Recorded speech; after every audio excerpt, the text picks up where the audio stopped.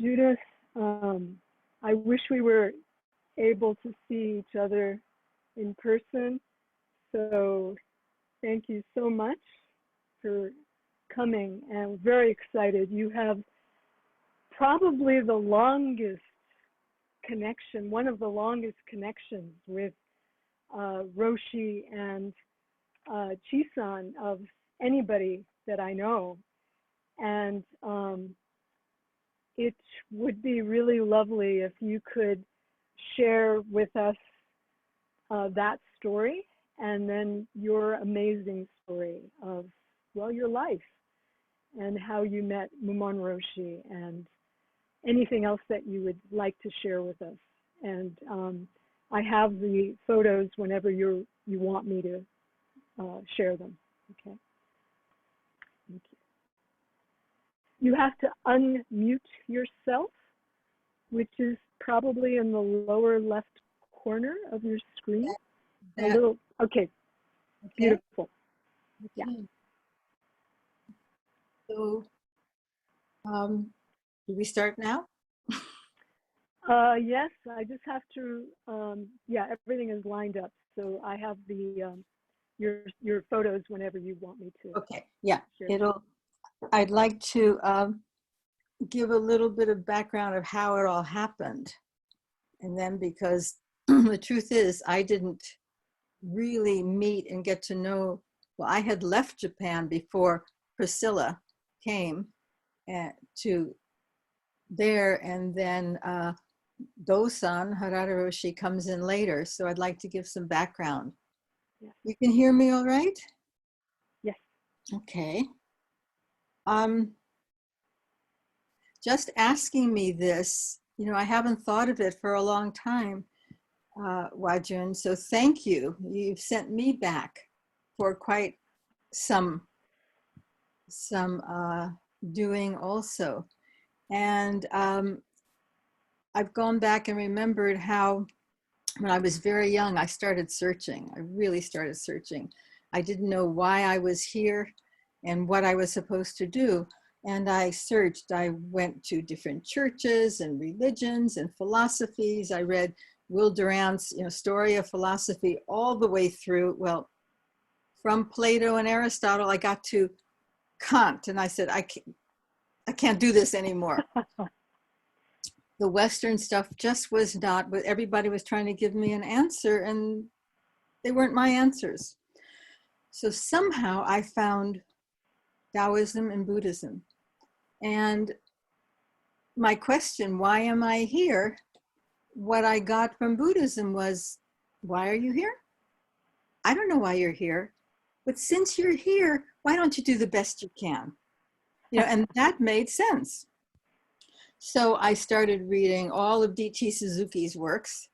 And when I went to live in New York in 1956 or 7, I studied at the New School for Social Research. There was a Taoist scholar, and I studied with him for several years, and at the American Buddhist Academy. I studied calligraphy, I studied Japanese, I studied Japanese movies, everything that was Japanese. And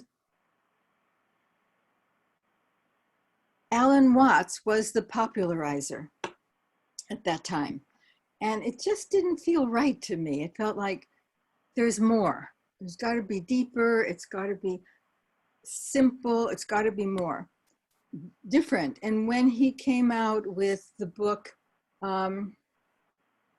Beat Zen, Square Zen, I figured, okay, this is the end of it. This was the straw. I have to go to the roots. I just cannot, this is not working.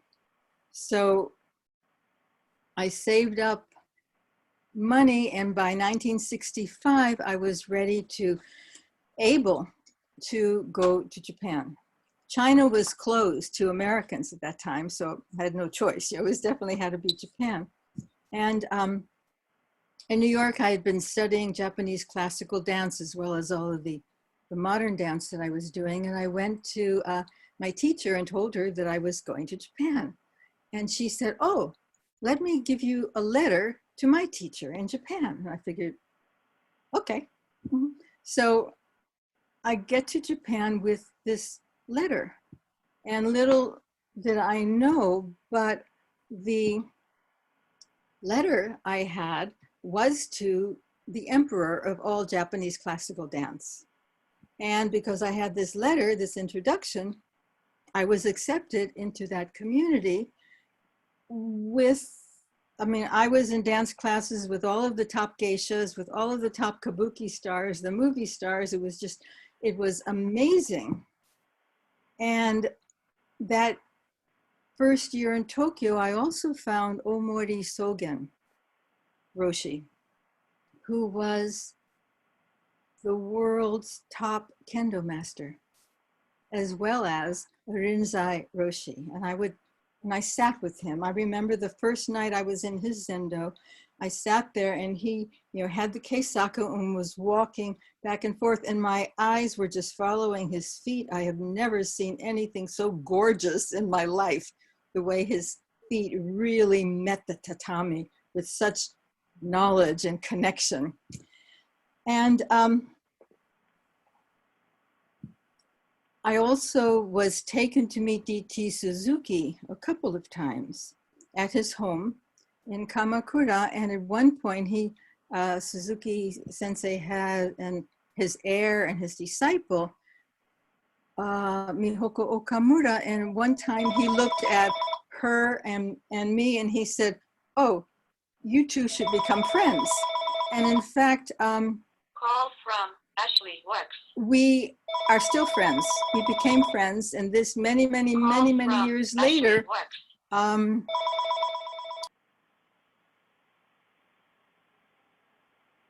Well, you're muted. Sorry. I see. Now I'm unmuted again. Yes. Yes. And I apologize for that. I forgot to take my. No, it's okay. Don't worry. Okay. So at the end of the first year in Tokyo, I told Omori Sogen that I really needed to go to a monastery, and I was going to go to see Nakagawa Soen because I heard he spoke a little bit of English. And Omori Sogen said, "Go see my friend. He speaks a little bit of English too. I'll give you a letter." And I said, "Letter, okay, I'm going." So this letter was to Mumon, Yamada Mumon Roshi at Shofukuji in Kobe. And it was August 1966 that I went down to Kobe to Shofukuji. And I don't know if you know the tradition, but when a monk wants to be accepted into a monastery, he does zazen at the gate, and the head monk comes out and hits him and kicks him and throws him away and says, "We don't have any room. We don't need you. Go away." And the monk comes back and sits, and he gets thrown away again and back and forth, and for a long time until they really realize that, well, I guess he means it, and he's accepted in. Then he has to sit another couple of weeks all by himself too before he's even spoken to. And I was a woman, I was a Caucasian, and I had this letter. The thing is that because of the letter, nobody knew what to do with me. Well, nobody knew what to do with me anyway. The head monk at that time at Shofukuji was Ejo Takada. And basically, Mumon Roshi was away for a week. He was president of Hanazono Daigaku, the Rinzai Buddhist University in Kyoto. We had many speaking things. He was a very busy person, and he wasn't expected for a week. And I'm sure Ejo Takada was going, "Oh my God, what do I do with this woman? Because of the letter, I can't throw her away." So I stayed there for the week and sat in the Hondo, I'm sure. And it was so funny because the year in Japan, I was trained, and my Japanese was like a geisha. So my Japanese was very, very elegant, very high class, which is very different from monk Japanese. So I remember asking where the restroom is. Otera wa doko desu ka? And a monk would say, Benjo wa doko? And we couldn't even, our language was different. It was very, very funny. There had been two Western women who had come to Shofukuji before me. One was Lee Ivy, who was from Switzerland. And I think that she had I don't know how long she stayed. I never met her, but I do know Chi-san telling me that one time Roshi was in Switzerland or something and met her. So she may still be alive. And that was a good relationship. The other one was a woman from Germany, Gerta Ital, who I mean, the monks were still complaining about her. She insisted on sitting in the zendo. She wore perfume. She wore her diamond brooches. She asked for all different things, and they thought that she was just terrible. She went back to Japan and wrote a book called The Master, the Monks, and I. I would have said me, but anyway, that was her book about the time there. She also came back while I was there, so I met her, but it was not a good experience. There had also been quite a few Western men, most of whom did not stay very long. And here I was, really, really, really, well, I had forgotten by now that I was female, that I was a Caucasian, that I was whatever. I just knew I needed to be here. And finally, Mumon Roshi came back and I had my first meeting with him. And you can put on that first photograph of him. Okay. Wajin, the one. One second. Yeah.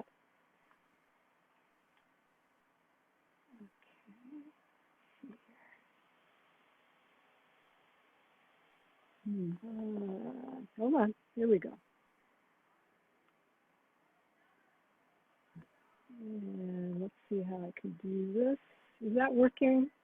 Well, I see the rakusu, so the next, yeah, the next thing, number 2 would be the picture of him. Okay, so this was a photograph that I took at the end of my first talk, my first interview, you might say, with Yamada Mumon Roshi.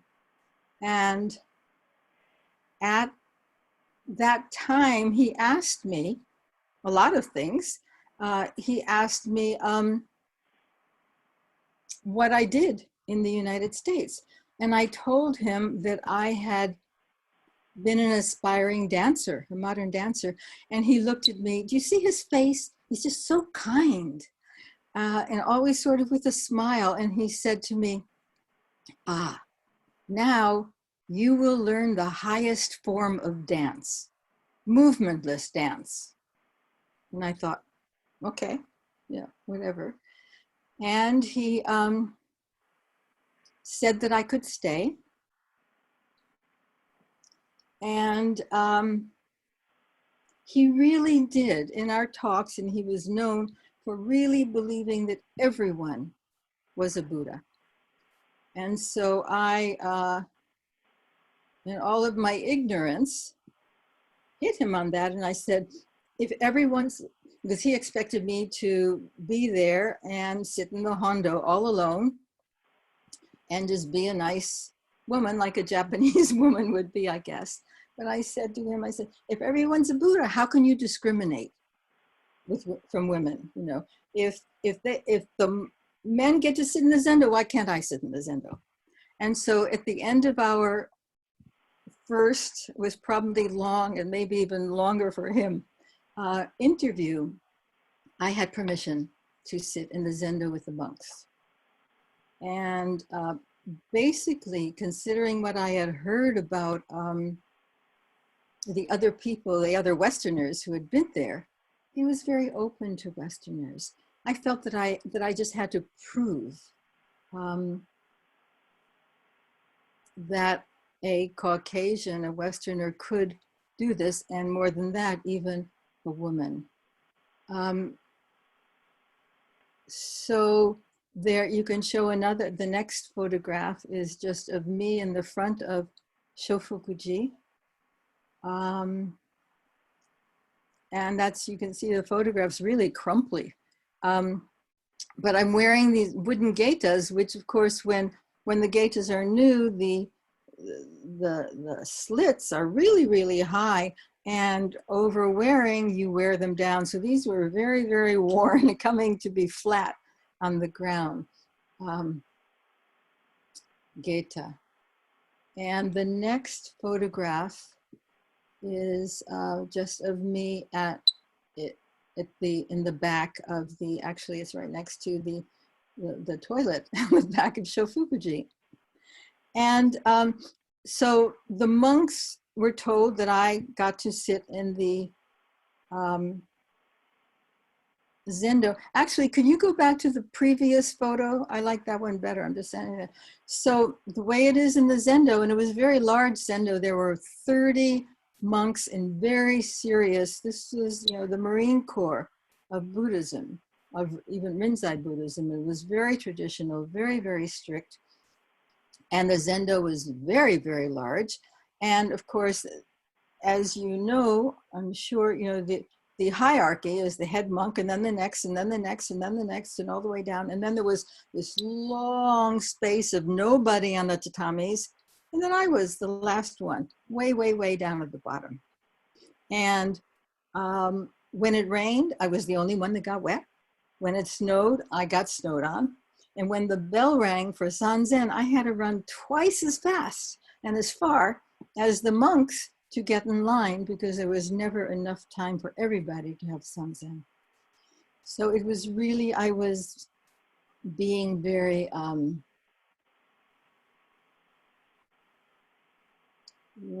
lot of the monks were not happy that I was there. Someone once said that the old monks who were not doing very much, they didn't like me there. The young monks who were new, they didn't like me there. But the ones who were in the middle, who were really in the midst of their practice, they could care less. I was just, they were doing their studies and I was doing my studies.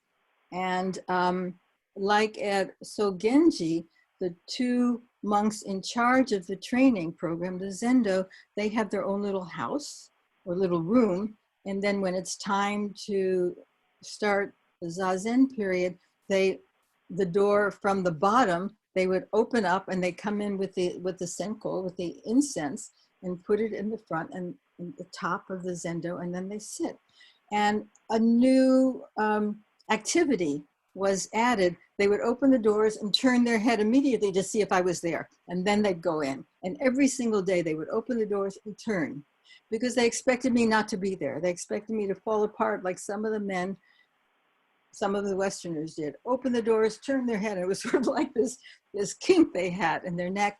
And I just felt I needed to prove it. I was there every single minute. I was never late. Every single day. I was there for a year and a half. Of course, I couldn't live in Shofukuji with the monks, not in the Zendo and not in the Hondo. So about 2-3 blocks away, there was a little temple with 2 nuns, and I cleaned out the woodshed and stayed there. Ryokanji. So it was about 2 tatami space, no water, no nothing, but it was a quiet, private place. So I would go from there to Shofukuji, back and forth every day. It was very difficult sometimes because Shofukuji was at the base of the mountains in Kobe, and there were wild dogs who would come down from the mountains at 2-3 o'clock in the morning and think of attacking me. They never attacked me, but I was terrified as I walked from my little koya, my little hut, to Shofukuji.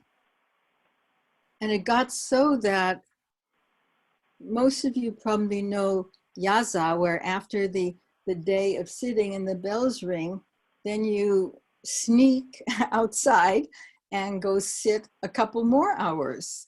And what I would do, since I was there with them. The monks would get situated on the veranda, you might say, and then I would sit again with a space from them way at the end. And basically, I was so afraid that I would maybe oversleep, maybe just not make it, maybe be attacked by the dogs, that I would stay there all night long and be there ready for morning, early morning sanzen and services. So I spent a lot of time there, mostly alone. I didn't want to speak to the monks. My Japanese wasn't that good. I wasn't interested in talking anyway. They didn't want to speak to me. That was my life for quite some time. You know, that there is in the traditional training, there is a 3-month practice period, and then most of the monks go home to their home temples for 3 months, sort of to see how they practice their life, and then they come back for another 3 months. So it was 3 months in full steam, 3 months away with just a few monks holding the thing together, and then 3 months back. But I was there the entire year. And I'm remembering a couple of things that were really, really very interesting to me and helpful. The first New Year's Eve, I think I was, you all know the ringing of the bell 108 times. And I think that evening I was at Gary Snyder's house, and the bell from Daitokuji was being rung, and everybody saying, 108 bonos. And somebody said in English, diluting passions. And I said, oh, I can think of more than that. And one of the monks looked at me and said, that's one of them.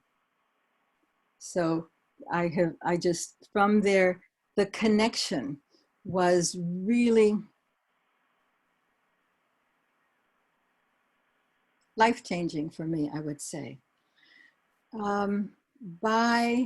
That was New Year's, but before New Year's, on December 21st is Toya no Hi. I don't know if you have it here at Tahoma, but I think you do at Sogenji, but at Shofukuji, it was, the day is the winter solstice, and the rule of the day is to go against all the other rules of the entire year.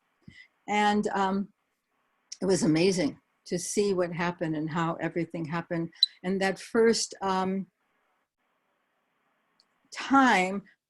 I was there with the monks, I was the only Caucasian, the only woman. And one of the guests from another temple came up to me and said, what are you doing here?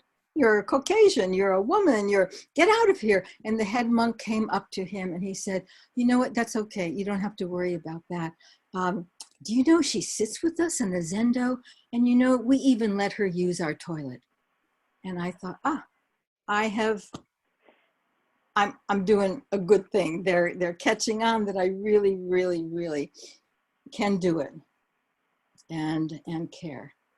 Although I caused another uproar when I asked to go takohatsu, begging with the monks. And Mumon Roshi said, of course not. He said, in the 300-year anniversary of this monastery, and in the 1,000-year anniversary of Zen in Japan, there has never been a woman gone begging with the monks. And I went again, I said, hey, how can you discriminate? We all have the same blood. I'm sitting the same sweat on there in the Zendo. Why not? And finally he looked at me and he said, okay, you can go begging, but keep your hat down very low, is what he said. So why don't you go to the next photograph of me? This was me, takohatsu, February, probably 1967, 6:30 in the morning. February is so cold in Japan, and I had walked through a puddle Well, I thought it was ice and it broke, so my feet were cold. I was so cold. I was freezing. It was miserable. But it was not with the monks. It was with the two nuns from Ryokanji. We did begging. I never did. He gave me permission, but I had the feeling that it was going to put too many monks through too much, that they would not be able to handle it well. So I didn't go do takohatsu with the Shofukuji monks, except Ejo Takada, who was still the head monk there at Shofukuji. He took me several times to his temple, where I think his father, on the other side of Kobe, where his father was training some young monks. It wasn't a monastery, just a temple. And the next photograph is my favorite photograph of me ever. I love it because I almost can't tell which one's me. So I happen to know which one I am, but there I am with the monks of whatever temple that was in the other side of Kobe. So I did go doing takohatsu with monks. And the interesting thing is, every time I went takohatsu, I did keep my hat down very, very low. And nobody knew I was Caucasian except the little kids on their tricycles. They were so small and they could see underneath the hat and they go, oh, gaijin, gaijin, look at that. So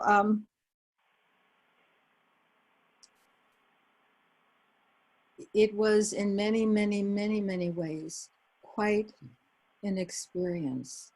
Mumon Roshi wanted me to ordain, become a nun.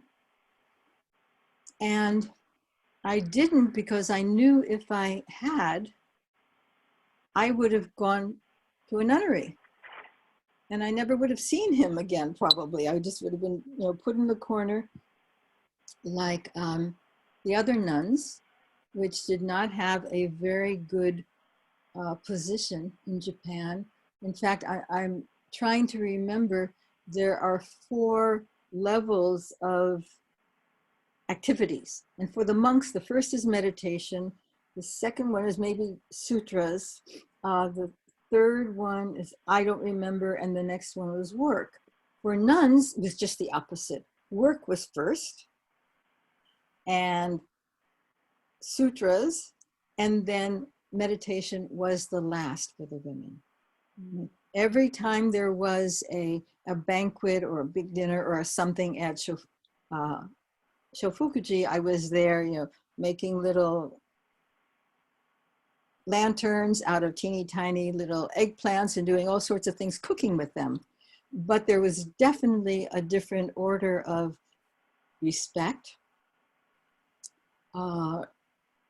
activities between women and men. So I was in such an honored, lucky place. I could see Mumon Roshi almost whenever I needed to. He took me on trips with him, and it was just incredible. Can we go? Oh, I see. No, that goes later. I wanted to show a couple more photographs of maybe the next one. Well, actually, they're all later. That's okay. Let's stay with this. There was something else I wanted to say. So as for Harada Roshi, I didn't know him then. I think he came, so I'm a year older than he is. I think he came a year after me to Shofukuji, and he was just one of the other monks. When, you'll see later, when I returned 10 years later, he had already changed and he was the head monk there. But just a couple more things I wanted to share about Mumon Roshi. Every February, which is the coldest month in Japan, and lucky people get to travel, he would travel and he would go to the islands of the South Pacific. And as a tradition, he would walk on the beach and gathered bones of from the war of the deceased people who were just still lying around. And he gave them their final rites. He also took orphans, all boys, of course, but children who had lost their father in the war, so that they could go there and say their final rites, give honor to their child and to their father. And I got postcards from him, and I have one on the wall, and it says, he said, "This time I have been at Borneo to console all countries' late soldiers who died in World War II." And then he always says, "No more war." This was dated 1994, this thing.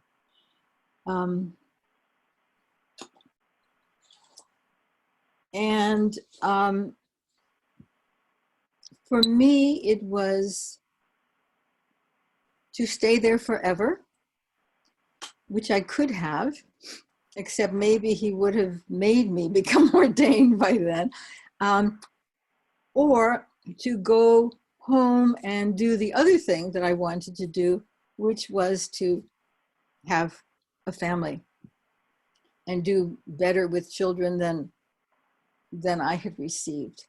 And just at that time, Mumon Roshi was leading a pilgrimage through Southeast Asia. He had done it several times before, but this time I asked him if I could go. And that's how I left Japan. February of 1968, we left Yokohama and was on a boat for a while. And all I remember is when we came to China, the Chinese would not let Yamada Mumon on their soil because he was active as a peace activist. He was very instrumental in getting China and Japan to talk to each other, which they hadn't for much. So he stayed on the boat when everybody else went on line. And we went, had an amazing trip. And I think it was Cambodia. Well, it was Thailand, Cambodia, and from Cambodia, he flew back because he had other things to do, and I continued on with a smaller group to India. But before leaving, that is when, knowing I wasn't going to become a nun, he gave me that rakusu, which you showed the very first thing, and my name, which is there on the back. On the right side is my name, those 4 characters, Myo, and not that one. I think that's, I don't know what that says, but this one is Myo A Daichi. So it's Myo A, clear or bright wisdom. And Dai, whatever, is big sister, which means that I was a lay person, not a nun. And then on the left, it was January 1968, January. We left in February. And on the left side is his name. And it was interesting. This was one of his own rakusus. It's black. Most of we younger novices have black ones. This one, and Roshis have brown. So this one is brown. And I think he just took one of his silk rakusus and gave my name. And it's too big. And I always feel between the color and the size, I figured this was his message to me that I had to grow into this. And so it definitely means a lot to me. Let me just show a couple more pictures of Yamada Mumon before we do the one with the kids. Yeah, that one would be nice. Here he is much later in life. I took that picture.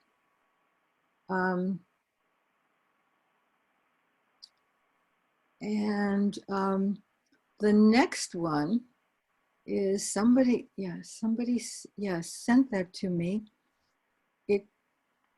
That was one that I took, and I don't know if it was one of the trips in Japan or maybe on the pilgrimage. But again, it's the pilgrimage. Yeah. Pardon? I'm sure it's the pilgrimage. You think so? Probably, The yeah. drum. Yeah. Oh, well, those are two fans, yeah. Anyway, it's just that sweet, sweet face of him. And the next one, the one in between, the black and white one, it took me a while to figure out what that was. Do you want to go to that? Black and white. Number 9. Yeah, that one. No, right. Down that. That, it took me, there's some Japanese writing on the side, and it took me a long time to figure it out. This was taken in the San Francisco Japanese Garden in Golden Gate Park.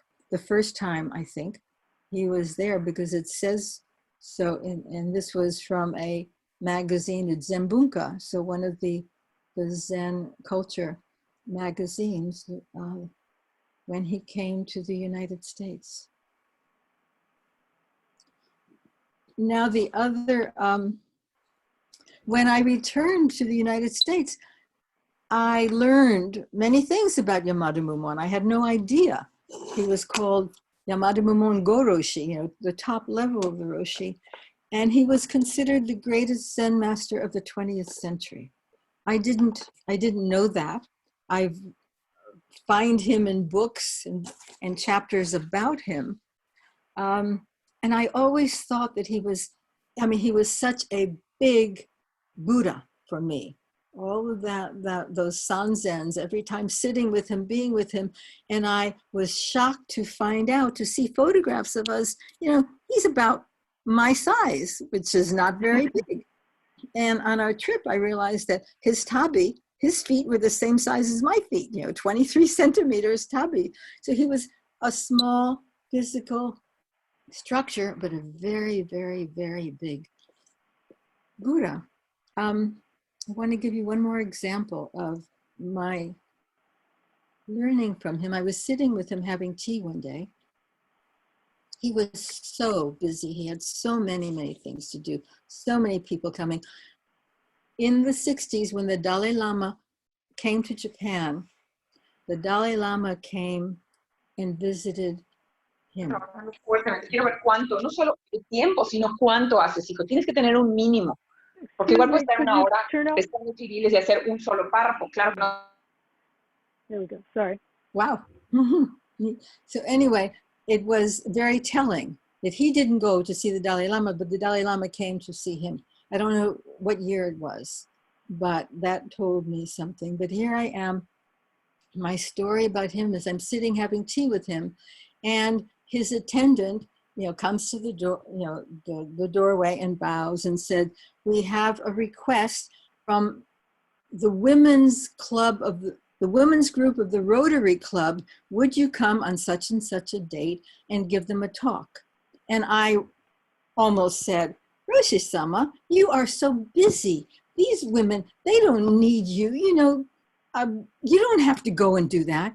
And he sat there and he took his hand into his sleeve and took out his little appointment book, opened it up and said to the monk, "Yes, I'm free at that time," and closed it and put it away. I thought, no discrimination, no, this is good for me, bad or anything. I'm available, I'm asked, I respond. That he was that kind.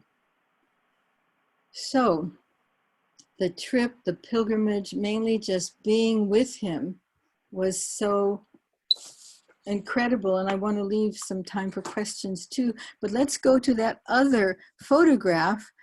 Yes, that one. 10 years later, I returned to Japan with my 2 children. And then the head monk at Shofukuji is Dosan, Shodo, Parada, Shodo. So this is the steps to Shofukuji with my 2 children. Yeah.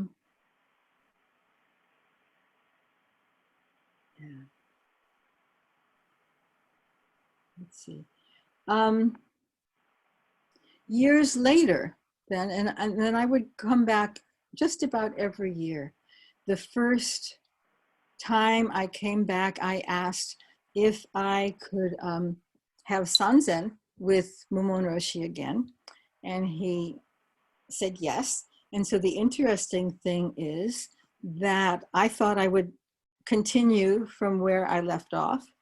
He took me all the way back to the beginning, and he gave me Mu again. I may be the only person alive in the whole world who had solved Mu 2 times in one lifetime. And what was interesting, the other koans went faster. I did a lot more, or in that year and a half in the monastery, that summer, I did about the same amount of koans. It was very interesting. And as things happened, and Harada Shodo became higher and was given the Sogenji in Okayama and moved there. Something before. Priscilla came after I had left. And the first time I met Priscilla was in California when her friend Elia brought her, Priscilla, long hair, brought her to my home in San Geronimo. And I guess Mumon Roshi had told her to look me up, and that's how that happened. And it was Mumon Roshi who gave Priscilla her name, Daichi, her Buddhist name, Chisan. And when Dosan, as I still call him a lot, was down in Okayama, Chisan and I, every Tuesday, we would get on a train early and go down to Okayama and spend the day there. Chisan was teaching him English, and I was teaching him Tai Chi. So that was our day in Okayama. And then we would come back. We were both living in Kyoto, near Myoshinji. I think those are all of the photographs. That one, yes, that was at the end of the pilgrimage. That just, somebody took that of me sitting under the Bodhi tree in Bodh Gaya. I'm told that when Mumon first came there to Bodh Gaya, this place where Buddha experienced his enlightenment, he actually kissed the ground. I can understand that. I wanted so much to take some leaves from that tree, but I also didn't want to hurt the tree. And I sat under the tree for, more than a week, but the last night before I left, the tree dropped some leaves, which I took, and I still have. Now, that's an amazing, amazing tree. And my whole time with Mumon Roshi was amazing, amazing. And I wonder if anyone has anything they'd like to say, or any questions or comments or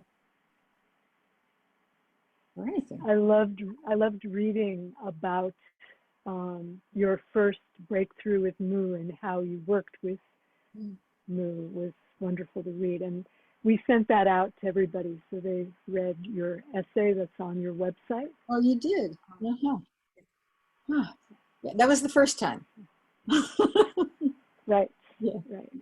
The second time, when I came back and asked for Sanzen again, Mumon Roshi said, "And this time you'll become a nun." And I said, "Huh?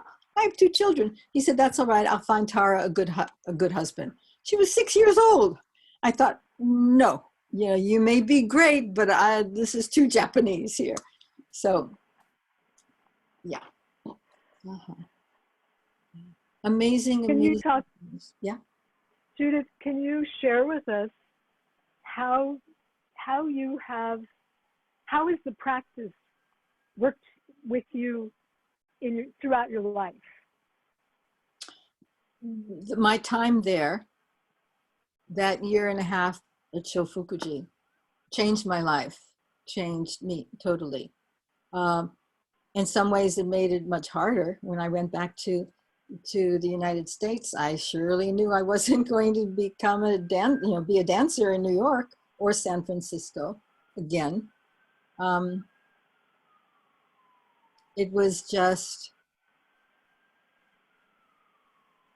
I didn't have the ego that needed to be on a stage. I did actually perform once afterwards. I was asked there was a true Japanese story that means a lot to me, and I studied it and performed it in kabuki form and in no form, and then I choreographed a modern dance with that same story, and I did perform it once at Mills College, and it was like, whoa, my ego was sitting in the audience. I couldn't get that much gumption ego to really be that kind of person anymore, which was just fine with me. So it really, it changed me a lot. And interestingly enough, I asked Mumon Roshi what I should do. I'm going back to the United States. People had been sending me information about San Francisco Zen Center, who had just bought Tassajara. And somebody sent me the brochure raising money for Tassajara and said, now will you come back? And so I asked Mumon Roshi if that's where I should go. And he said, no. I mean, I guess I don't know even if he knew that was Soto. And he said, no, go see Ishu Miura in New York, which was still Rinzai, and Ruth Fuller Sasaki had the first Zen Institute of America in Japan and in New York. And I had met her in Kyoto. I had been there many times, actually. I attended her funeral there in Japan.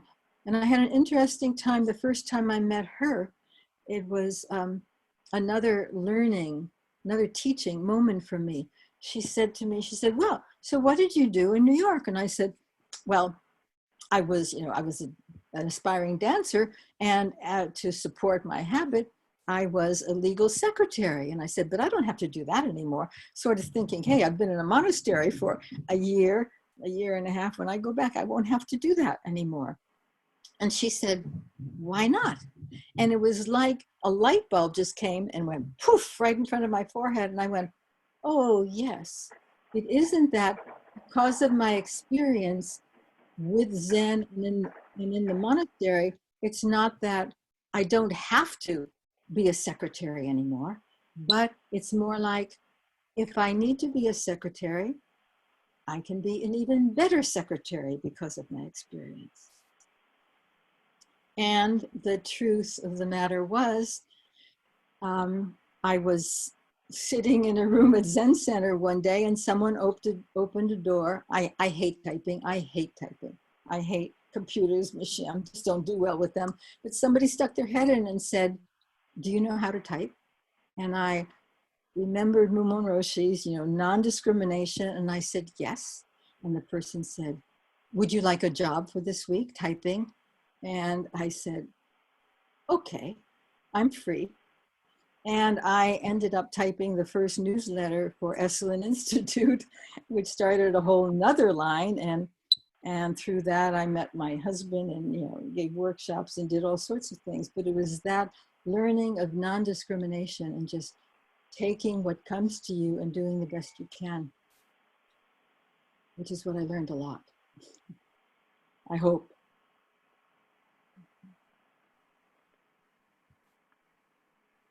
I am going to stop the share. so that we can see if there are any questions that anyone might have. You can either raise your hand or type the question. And while we're waiting for questions, Judyth, I know you're doing a lot with the Tibetan nun community. Mm-hmm. Do you want to share a little bit about that? Well, again, interesting, the Tibetan nuns community. I've always been interested in Tibet, and when I found the nuns and how, again, when the Tibetans escaped from Tibet and landed in India, there were monasteries built for the men, and the women were living and dying by the side of the road.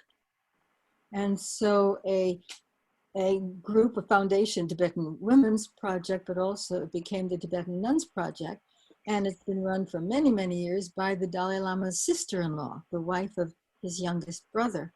And and I've been on the board and working with it. I've now retired, but for 25 years, we've done amazing things, built nunneries, and with the help and support of the Dalai Lama, who does not discriminate, the women have been allowed to do things they've never been allowed to do. They can do debate. And I'm told that when the Dalai Lama first heard the nuns debating, which is a tradition the monks have been doing forever, he leaned to someone and said, they're better than the monks. Yeah. Mm-hmm. And now they, with the help of His Holiness the Dalai Lama, they have now been allowed to do the highest studies and take the exams. And there are a lot of geshe, which are PhD monks. And now we have about 30 or 40 geshe ma. The Dalai Lama made a special name for them. These are the women who have studied for 17 years and took 4 years of exams and passed all and are now PhD equals women. So that's a strong and very, very important part of the Buddhist world, you might say. Thank you for asking. That's important. Yeah. And when you came back, your future, other than continuing to teach Tai Chi at Esalen, at Hollyhock, your professional life has involved somatics. It's involved working with the body, right? Can you talk a little bit more about that? Because it's very important for our practice as well. Uh-huh. Well, somatics means experiencing the body from within. So I didn't continue it. When I came back, the two things I started studying immediately were Tai Chi and sensory awareness. And you might say, and there's the yin and the yang right there. Tai Chi is a form, and very, very important form. I had tried to find a teacher before leaving, but never found what felt right. And I did when I came back. And then the formless part of, you might say, meditation without meditation, the sensory awareness, which is sometimes when I give workshops, I call it everyday meditations, because it's everything.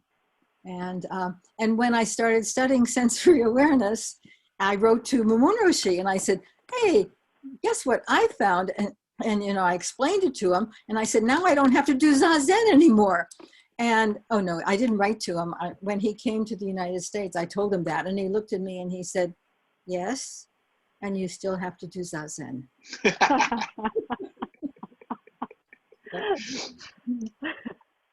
Mm-hmm. Yeah. So that is, yes, an incredible, important part. And I'm so lucky to be able to traverse the formless as well as the form and be able to integrate them. And I'm looking at your Enzo there, and I wonder if you can see, this is Mumon Roshi's calligraphy behind me. And it says, nothing missing, nothing added. And all of my calligraphies, I mean, I'm sure all of you have a lot of shikishis that are from Harada Roshi, but the ones I have, and all of my calligraphies will be. I want to show you one more calligraphy of Mumon Roshi. I wonder if you can see it. Yeah. No. Oh, yeah. The moon. Yeah. It says, the your garden is, the more moon can shine on it. Say it one more time. The larger your garden is, the more moon can shine on it.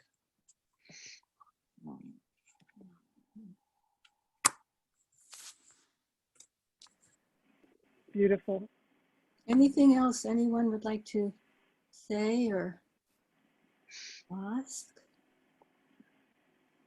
Judyth, so Judyth, also, sorry, go ahead, Malcolm. Thank you for your talk. It was great. I enjoyed it. Lots of things I didn't know about you. Thank you for teaching me and being my neighbor. And I wanted to ask you, in these days now, with the life being with the pandemic and all, what words do you have for us? Well, the first thing I think of is we have a lot more time to sit, don't we? Yes. We need to use it wisely. There's so much to learn from this. If we are lucky enough to learn and get through it all, there is a lot to learn and to proceed to. And I think that's part of what's happening in this country. When people are given a little bit of space, they go out and go crazy, but not to do that, to stay with ourselves, with our centers, and proceed as we know, as we feel it's right.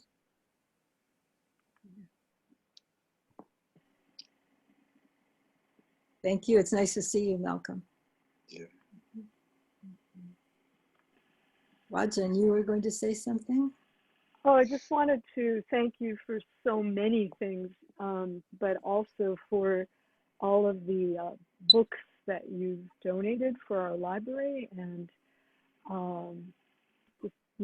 just great gratitude for the connection. Whenever Roshi comes through, he stays at your house, and at least preceding having Watermoon Dojo.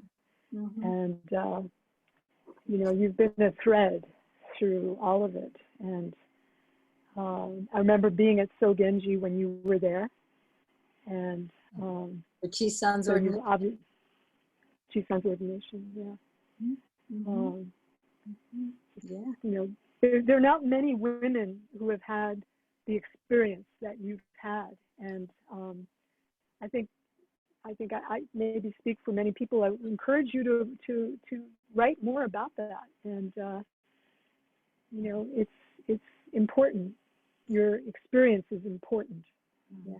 I'm not a writer. That I wrote that because it was supposed to be in a book about women in Buddhism. I don't know if it ever came out, but I only write when people ask me to. I'm not a word person.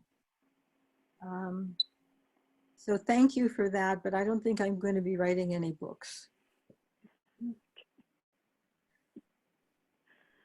But I appreciate you, and I hope I appreciate you for asking me to do this, and I hope I was able to express some of what was my extraordinary experience. It was absolutely wonderful. Thank you. You're a real treasure, Judyth, so thank you. Thank you. Mm-hmm. Yeah. We'll have to have you talk some more, and then we will do the writing. Okay. Yeah. So I have a question. This is Celia. Hello, Celia. Hello, Judith. Thank you for being with us. I've heard your name throughout the time I've been practicing at One Drop, and I'm happy to finally meet you. And I'm particularly happy to be with you today as a woman who's had such a long history in practice. I didn't start until I was over 50 years old. And one of the things that I'm looking at right now in my practice is I'm noticing that for me, there has been an undercurrent of passivity, that I'm supposed to just sit. And in the beginning, that was very good for me because I was so confused. And just to sit down was a great relief to me. And now I'm finding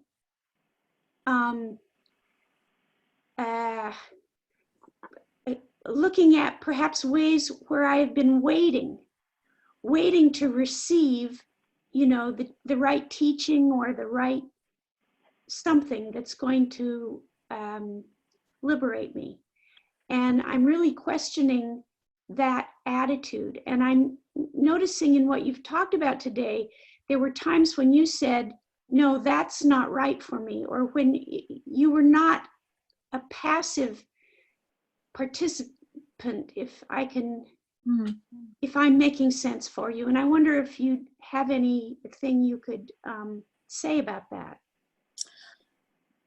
What comes to me from when you're talking about waiting, I want to say, don't wait. All we have is this moment. This is it. And who knows how much longer we do have, especially now in this time of the pandemic. I mean, I think it's coming, I hope it's coming more apparent to all of us. But sitting, whether it's this moment, this breath, this minute, this hour, this is it. So how are you right now? How is it for you right now? This is it. That's what I'm inspired to say to you. Thank you. Thank you. Quite a question. Very good question.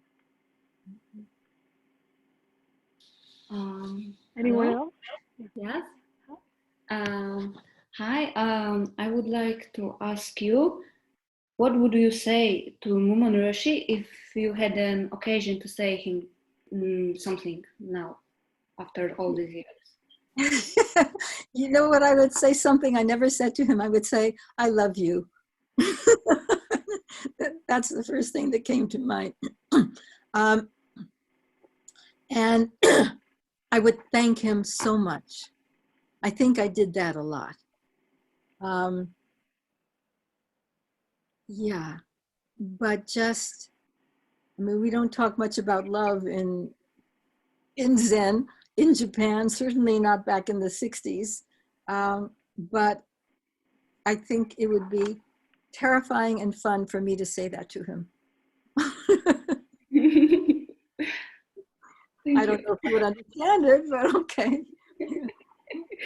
I think he would. Thank you for that question.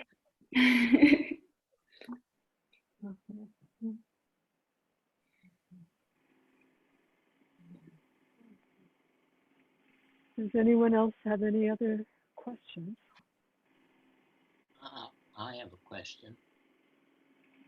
Hey, Judith. Kyo-san here. Oh, Kyo-san, hi. Hey, hi. I'm curious, and could you have a breadth of experience both in Japan and with the Dalai Lama's group?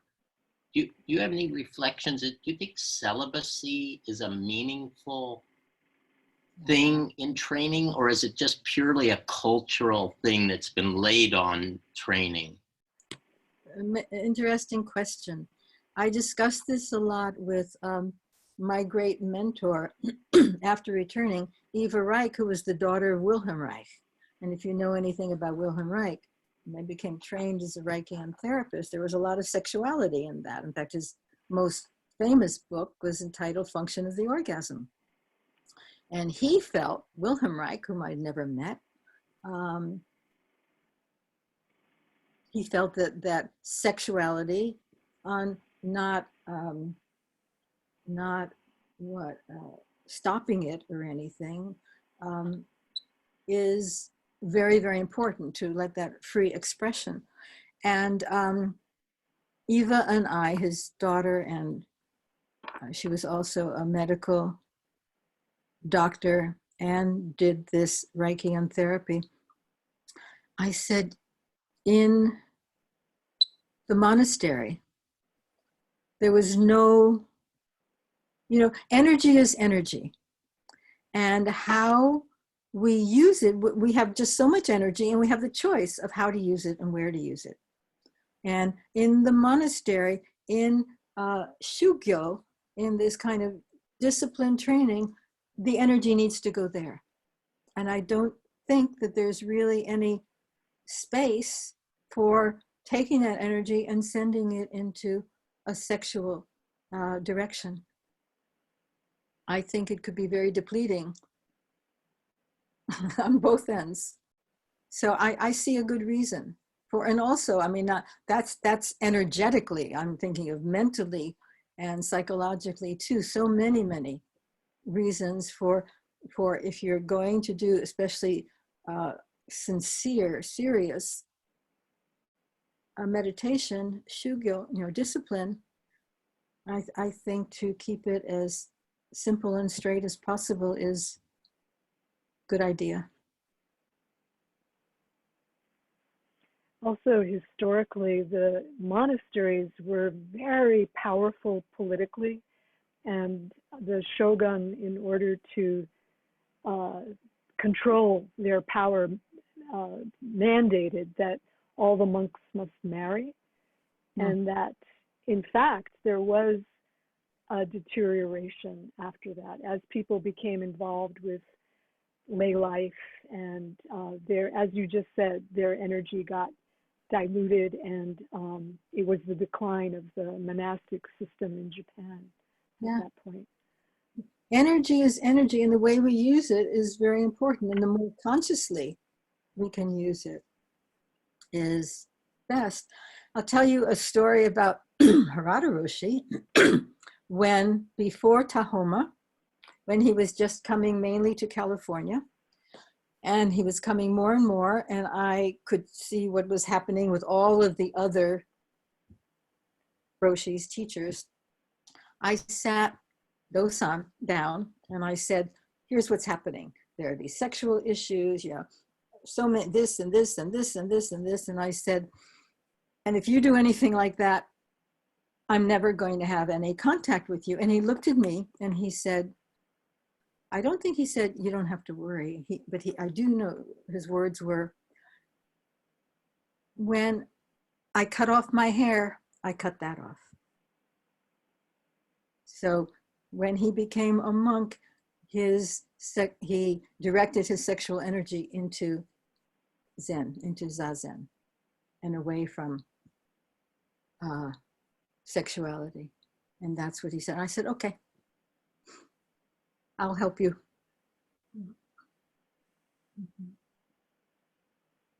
I want to ask you what you think about it, Kyo-san.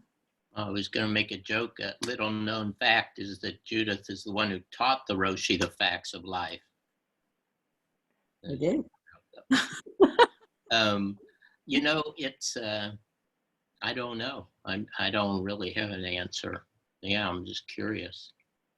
Yeah, what you thought. I do know that I was very appreciative. I mean, I was in the dance world in New York and in San Francisco before coming, and that was the 50s and the 60s. It was, wild. I very much appreciated being able to concentrate all of my energy into Zazen, into my practice.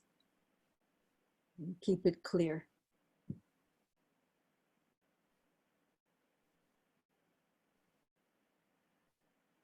I'm sure it's a big question for a lot of people. I know it is, yeah. Mhm. And of course, in Rinzai anyway, the teaching monks never married. The other ones went back and married and had a family and all of that. And in Soto Zen, that's different. I think everybody does, because you need someone to pour the tea in the temple. But the teachers like Mumon Roshi and others, and Harada Roshi, stay celibate, do not marry, do not have families that I know of.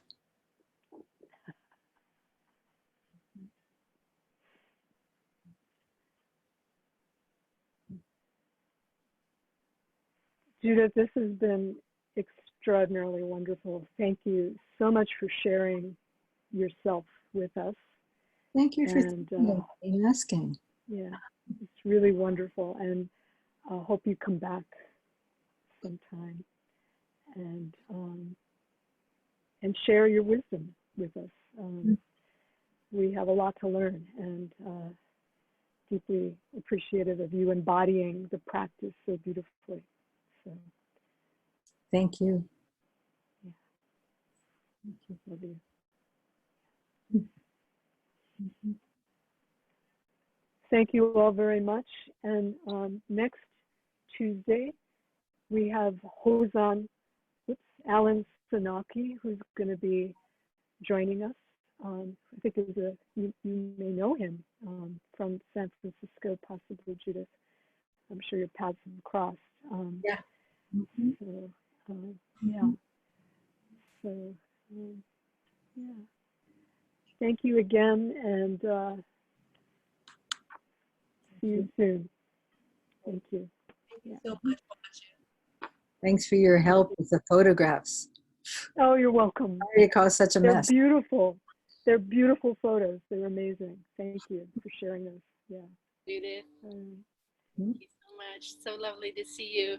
It's Jess. So okay. Hi. Nice to see you. Jess is the person who sent out your essay. Thank you for that, Jess. That was great. Uh-huh. Okay. Thanks. Mm-hmm. Okay. Okay, much love. Thank you all. Thank you. Yeah. Mm-hmm. Thank you.